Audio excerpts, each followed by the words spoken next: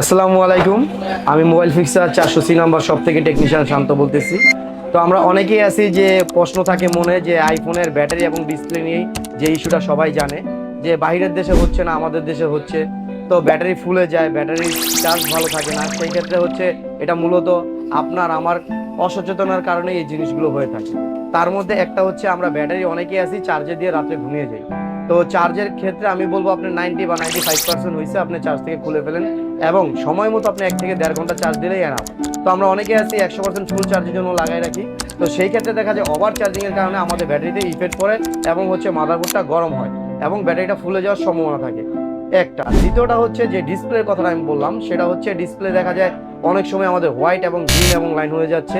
তো আপনারা অনেকেই জানেন যে আইফোন কিন্তু ওয়েদারের সাথে ম্যাচ করে এই জিনিসটা হয়। তো এটা হচ্ছে আমরা যখন নাকি কন্টিনিউ একটা ভিডিও দেখতে থাকি, সেটা ওভার হিট হতে থাকে, বা গেম খেলতে থাকি সেটা ওভার হিট হতে থাকে, তখন থেকে কিন্তু সমস্যাটা স্টার্ট হয়।